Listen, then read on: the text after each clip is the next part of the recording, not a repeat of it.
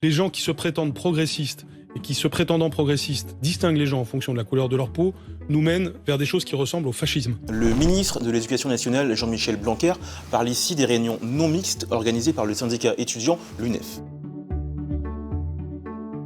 Alors déjà, une réunion non mixte, qu'est-ce que c'est ? La non-mixité, c'est une pratique militante qui permet à des gens partageant des expériences et des problèmes communs d'en parler entre eux pendant une période temporaire. Ces réunions n'ont pas été créées ces dernières années par l'UNEF.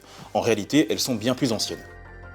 Il faut remonter au début des années 60 aux États-Unis pour en voir les prémices. Des Noirs, qui se battaient à l'époque pour mettre fin à la ségrégation raciale, avaient décidé d'exclure des personnes blanches de leur rassemblement. Et c'est vraiment ça, c'est dans les années 60 où il y a eu des associations, notamment d'étudiants et de militants qui, à un moment, ont fait scission, qui ont dit, on n'arrive pas, les Blancs n'arrivent pas à comprendre, maintenant on va rester entre Noirs et on va pouvoir parler librement de cette question de libération raciale. En France, cette pratique s'est développée pendant les années 70. La non-mixité devient alors une forme de militantisme portée par des mouvements féministes comme le MLF, par des mouvements antiracistes ou LGBT.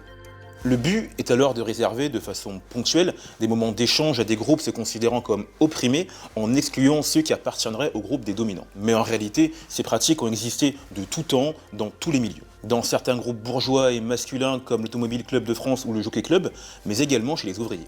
Tous les mouvements militants ont toujours cherché à rassembler et à organiser des gens qui partagent des intérêts communs. Si on prend la devise de la première internationale au XIXe siècle, l'émancipation des travailleurs sera l'œuvre des travailleurs eux-mêmes, et il y a une volonté, au fond, d'avoir des espaces d'organisation ou d'auto-organisation des ouvriers entre eux, et il est évident qu'on ne va pas inviter dans ces réunions-là les patrons.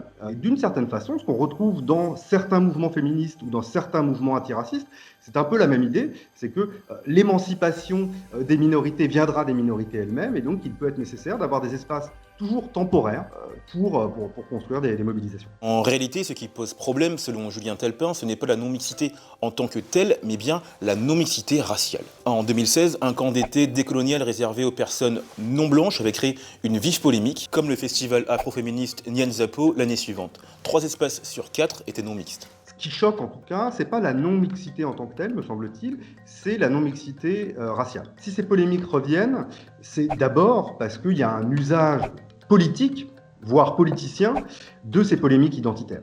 Alors qu'on pourrait considérer que c'est une question qui est tout à fait marginale et qui a probablement d'autres priorités en temps de pandémie, de crise économique et sociale, etc. Michel Vieviorca craint lui un repli communautaire. Selon lui, comme il l'a affirmé dans une tribune publiée dans Libération, aucun démocrate ne peut accepter la séparation entre racisés et non racisés. Le principe lui-même n'est pas choquant. Ce qui pose problème, c'est la définition de qui se réunit. On nous explique que ce sont en gros des gens racisés qui ne veulent pas qu'il y ait avec eux d'autres personnes que des racisés. Sous-entendu, si vous n'êtes pas racisé, vous êtes au mieux non racisé et peut-être, j'invente des mots, racisateur. D'après le sociologue, l'UNEF, en continuant à organiser ce type de réunion, pourrait tomber dans une dangereuse dérive séparatiste et faire d'un concept de race une réelle construction sociale. Alors qu'est-ce qui se passe au bout du chemin si tout ça devait aller beaucoup plus loin ? Il y aurait d'un côté une race racisée, ou plusieurs racisés, dans l'esprit de ceux qui parlent comme ça.